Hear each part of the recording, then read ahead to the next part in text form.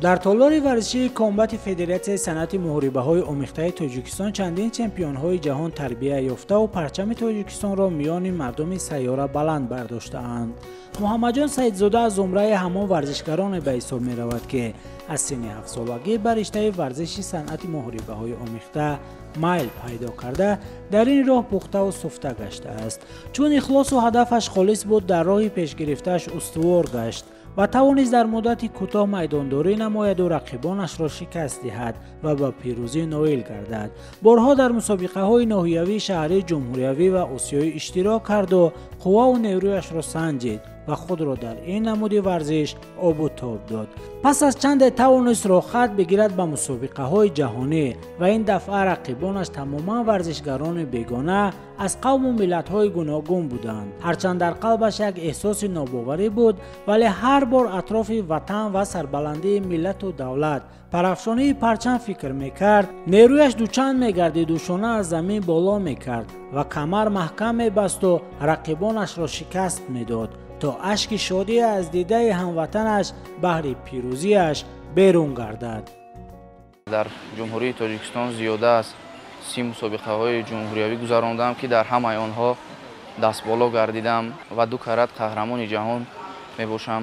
رقیبان من خیلی هم خوب تیار بودند و البته که ما هم در پیش از مسابقه‌های جهانی با دسته تجمف آمادگی خوب نمودیم و توانستیم که پرچم تاجیکستان را بلند برداریم.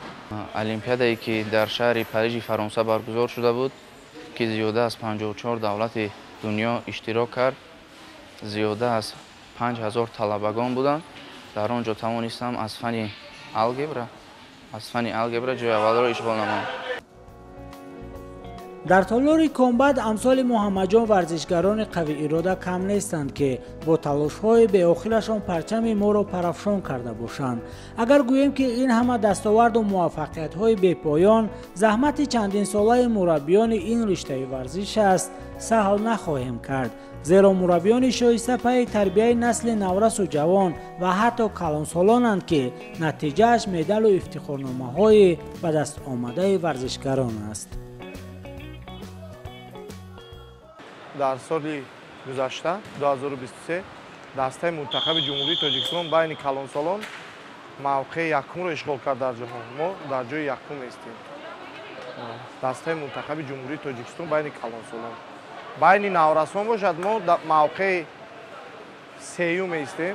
پیش از ما ایالات متحده آمریکا و جمهوری اوکراین می باشد. قریب 3 سال در این تالار ورزشی دسته منتخب آماده می‌بیند.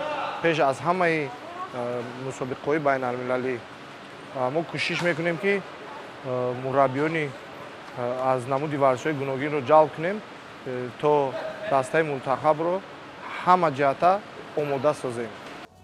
تمرین دادن و یک نورس و یا جوان را در رشته صنعت محاربه‌های آمیخته از صفر به چمپیون جهان رساندن کار سهل و ساده نیست. زحمت‌های شبانه روزی را می‌باید پس سر کرد و بعداً از سبقت‌های آنها در مسابقه‌های سطح جهانی پشت میدان ورزش راحت برداشت.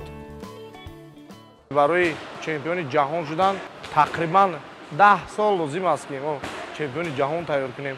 او تکنیکای او رو، وضعیت جسمانی او رو، البته از همه مهم این تجربه می باشد که باید در یک مسابقه باخت، در یک برد زیاد مشق کرد، بعد او میتواند چمپیون جهان باشد.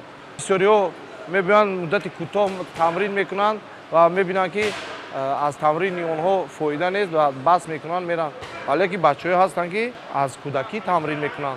طول 10 سال است که ما تمرین میکنم. البته ما ورزشگرانی داریم که چی بین کلانسالان چی بین جوانان 2 کرات چمپیون جهان هستند.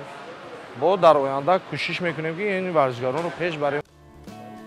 عین حال زیاده از 100 نفر ورزشگران در این رشته بخصوص در تالار ورزشی تمرین میگیرند و قسمی از آنها را مربیان و مسئولین فدراسیون صنعت محاربه‌های آمیخته بهر اشتراک در مسابقه نوبتی آماده میکنند. ما کوشش کرده ایستادیم که با شماره نیو با صفت اهمیت مسابقه رو گیریم. عین حال قریب که 54 نفر تمرین میکنن، نمرهای 1 و 2 و 3 ва мо дида мебароем ва беҳтаринҳоро кӯшиш мекунем ки сафарбар кунем.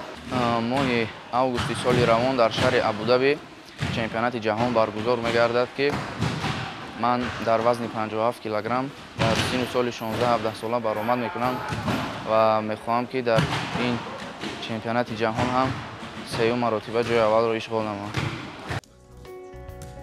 дуруст аст, агар муҳаммадҷон саидзода ду карата чемпиони ҷаҳон дар ин риштаи варзиш бошад, пас барои наврасони дигар метавон идеал гардед ва дигар хоҳишмандон пайравӣ ба ин ҷавони соҳибонаро шинохта намоянду дар мусобиқаҳои бо нуфузи байналмилалӣ парчами моро боз ҳам баланд бардоранд.